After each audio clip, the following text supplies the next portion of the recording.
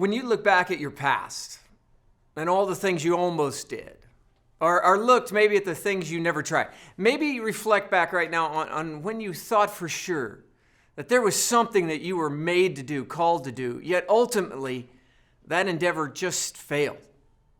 Do you think one of the things that kept you from accomplishing your dreams or fulfilling that calling has to do with something that maybe has even gripped all of us and sometimes even controlled our ability to move forward in the midst of things and actually just try again after we failed?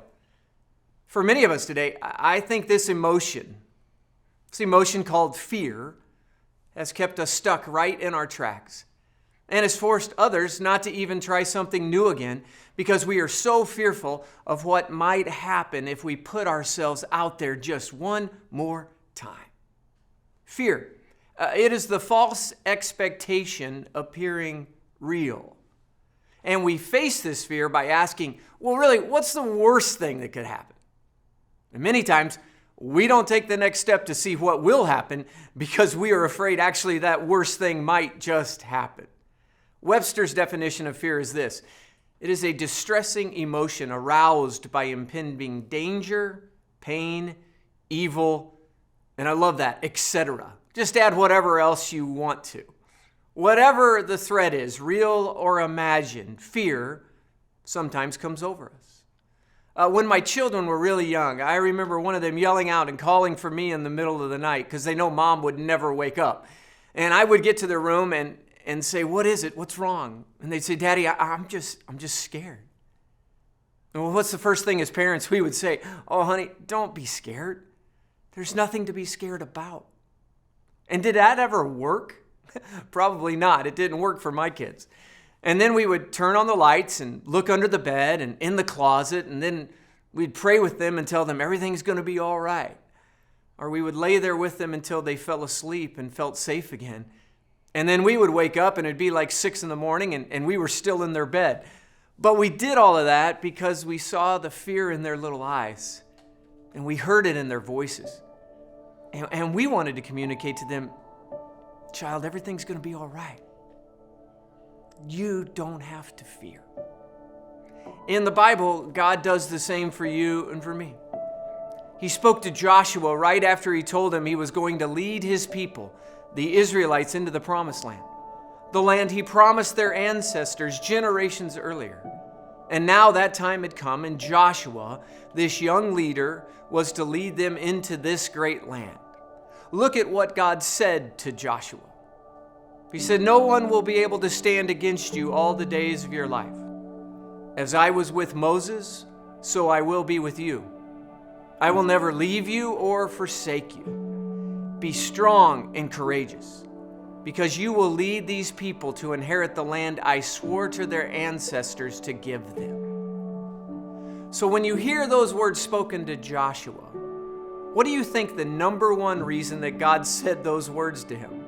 You see, I think the number one reason that God spoke these words over Joshua and told him, "Hey, Joshua, do not fear," was because God knew that Joshua was afraid. And wouldn't you be afraid? I mean, let's think about it. Your mentor Moses is dead.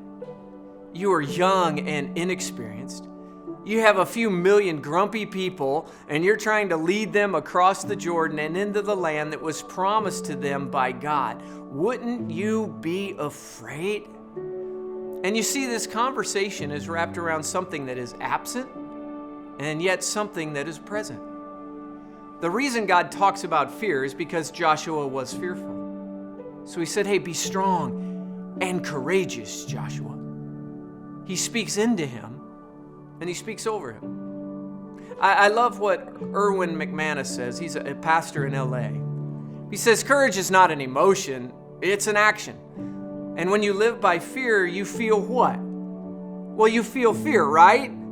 So when you live by courage, you feel what? Well, most of you would say courage, but I think you're wrong because you feel fear. When you step out in courage, it's not that your fear is all of a sudden just gone away. No, you just have made a choice that fear will not control you or keep you from doing something you know you were supposed to do. So you step out in courage in spite of your fear. So the question is, if you feel fear with both, why don't you just live with courage? Well, that question is easier said than it is to answer. For the space between you and God, let's say, the space between the person God wants you to be and who you are, many times, if we're honest, that space is just filled with fear. And it actually keeps us from stepping into that space and trusting that God will be with us in our fear. And in that space that is unknown, we sometimes stop and trust ourselves and our emotions and our fear instead of trusting God. And we never get to experience all He has for us. Erwin's wife, Kim, asked him a question recently, and it was this. In this season that we're in, Erwin, what do you think people are most afraid of? Are they afraid of death? Or are they afraid of getting sick?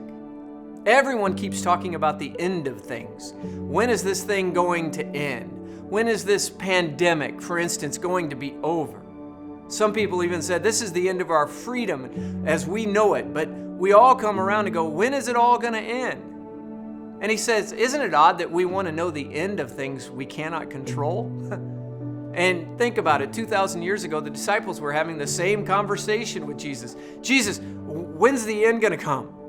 When are things going to come to an end? And when is your kingdom going to reign? And Jesus said this, I don't know. I think we should be scared. I think you should be scared at the man you say you follow. This Jesus says, I don't know when the end is coming. But Jesus went on and he said, hey, I don't know, but my Father knows all of that.